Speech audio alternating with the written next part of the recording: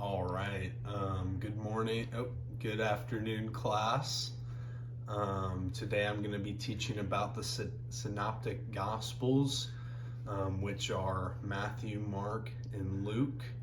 Synoptic just means seen together. So oftentimes the Gospels of Matthew, Mark, and Luke are seen together. They can be put together side by side because they're so similar. So they can be put together because they have a lot of the same stories, a lot of the same teachings of Jesus. And I have some similarities for us here. Some similarities that the synoptics have are parables from Jesus. So Jesus mostly taught in parables, and that's what the synoptics show us as Jesus' teachings through parables. It also has Jesus' exorcism. So every time Jesus cast out demons, we see that in the synoptic gospels of Matthew, Mark, and Luke. We have the temptation of Jesus seen as he's starting his ministry. The Spirit leads him into the wilderness and is tempted there for he was didn't eat for 40 days or 40 nights, and that's when he was tempted. We see that in the synoptics, and we see the birth of Jesus in the synoptics. All of these are not in the Gospel of John. That's why John is not a synoptic. So we see these in the Matthew, Mark, and Luke, and not in John. But throughout all four Gospels, including John, they're all about the life and teachings of Jesus. They're all about how Jesus is the Messiah, the Son of God, and many other things that all Gospels have. And there's many more things in the synoptics, not just these, that are similar. But yeah, so synoptic just means they're all similar. I've got some notes on my phone here. Gosh,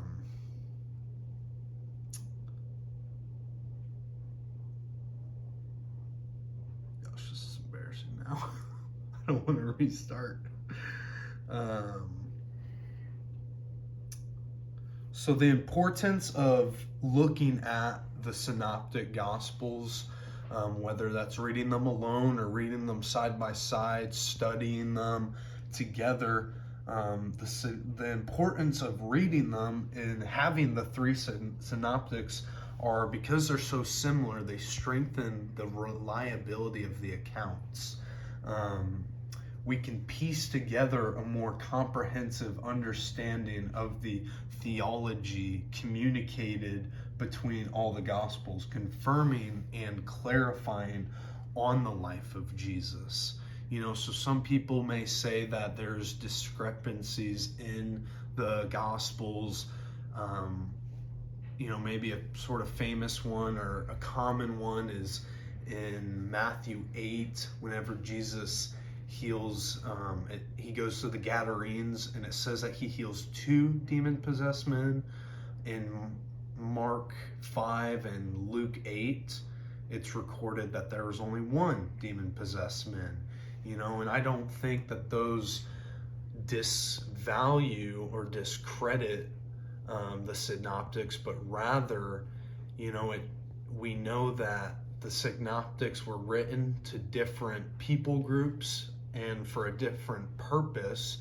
So rather, it challenges us to dig deeper into the meaning of what the authors are trying to tell us, right? Jesus told us to, that the kingdom of God is like a great pearl or a hidden treasure in a field, and a man would sell everything he has just to get that.